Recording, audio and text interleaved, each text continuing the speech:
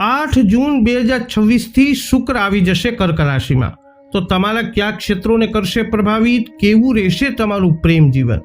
નમસ્કાર મિત્રો, અંબા એસ્ટ્રોલોજી ગુજરાતી ચેનલમાં આપ બધાનું ખૂબ ખૂબ હાર્દિક સ્વાગત છે। મિત્રો, નિયમિત જ્યોતિષીય માર્ગદર્શનને લગતા વિડીયો જોવા માટે તમે અમારી ચેનલ અત્યારે સબસ્ક્રાઇબ કરો, આ વિડીયોને લાઇક અને શેર કરવાનું ભૂલશો નહીં। જ્યોતિષને લગતા મૂંઝવતા પ્રશ્નોના સમાધાન માટે આપ અમારો સંપર્ક અવશ્યથી કરી શકો છો। મિત્રો, વૈદિક જ્યોતિષ શાસ્ત્રમાં ગ્રહ ગોચરને અતિ મહત્વ આપવામાં આવે છે, જેનો પ્રભાવ તમામ જાતકો ઉપર પડે છે। જ્યોતિષ શાસ્ત્રમાં જણાવ્યા અનુસાર ચોક્કસ સમયગાળા દરમિયાન દરેક ગ્રહ એક રાશિમાંથી બીજી રાશિમાં પરિવર્તન કરે છે। તો એવામાં ધન, ભૌતિક સુખ અને ઐશ્વર્ય અને પ્રેમના કારક ગ્રહ શુક્ર 8 જૂન 2026ના રોજ સાંજે 5:28 કર્ક રાશિમાં પ્રવેશ કરી રહ્યા છે। શુક્ર કર્ક રાશિમાં પ્રવેશ કરી અને ખૂબ જ બળવાન બનશે।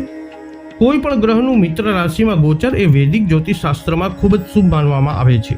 શુક્રના રાશિ પરિવર્તનથી કેટલીક રાશિના લોકોને વિશેષ લાભ મળી શકે છે। તો આગામી દિવસોમાં તમારી રાશિમાં કેવા થશે ફેરફાર? સર્વપ્રથમ ચર્ચા કરી લઈએ જેમના નામના અક્ષરો હોય છે ર અને ત, તુલા રાશિના જાતકોની। તુલા રાશિના પ્રથમ ભાવ એટલે કે રાશિ અને 8મા ભાવના સ્વામી શુક્રનું એ હવે ગોચર એ કર્ક રાશિમાં થશે અને એ તમારા 10મા ભાવમાં થવાનું છે। તેથી આ સમય દરમિયાન તમે તમારા કાર્ય અને કારકિર્દીની પ્રગતિ પર વધુ ધ્યાન કેન્દ્રિત કરી શકો છો। તમારા કરિયરમાં સારી પ્રગતિ જોવા મળી શકે છે અને નવી નોકરીની તકો પણ તમારા માટે ઊભી થઈ શકે છે। વ્યવસાય કરતા તુલા રાશિના જાતકો તમે તમારા કાર્યને સેવા અને જુસ્સાથી કરી શકો છો, જેનાથી સારો નફો થવાની સંભાવના પણ છે।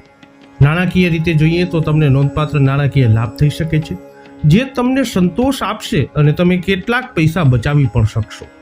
સંબંધોની વાત કરીએ તો તમારા સારા વર્તન અને સમજણને કારણે તમે તમારા જીવનસાથી સાથે ખુશી અને સારા સંબંધોનો અનુભવ કરી શકો છો। સ્વાસ્થ્યની દ્રષ્ટિએ જોઈએ તો આ સમય દરમિયાન તમારું સ્વાસ્થ્ય સારું રહેવાની શક્યતા છે। તમારી રોગ પ્રતિકારક શક્તિ અને ઉર્જાનું સ્તર પણ ઊંચું રહી શકે છે। હવે વાત કરીશું જેમના નામના અક્ષરો હોય છે ન અને ય, વૃશ્ચિક રાશિના જાતકોની। વૃશ્ચિક રાશિના જાતકો માટે શુક્ર 7મા અને 12મા ભાવના સ્વામી છે અને કર્ક રાશિમાં તેનું આ ગોચર એ તમારી કુંડળીના 9મા ભાવમાં થશે। આ ગોચર દરમિયાન ભાગ્ય ઓછું અનુકૂળ થઈ શકે છે। આ સમય દરમિયાન તમારે લાંબા અંતરની મુસાફરી પણ કરવી પડી શકે છે।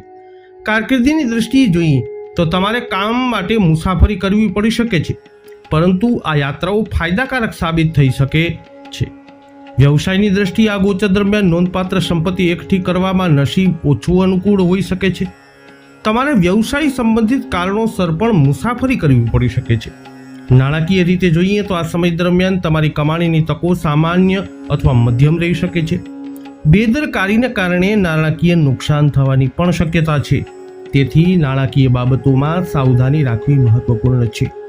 આ સમય દરમિયાન તમારા જીવનસાથી સાથે સંબંધોમાં ખુશી મળી શકે છે, કારણ કે તમારા બંને વચ્ચે સારા વર્તન અને પરસ્પર સમજણ આવશે।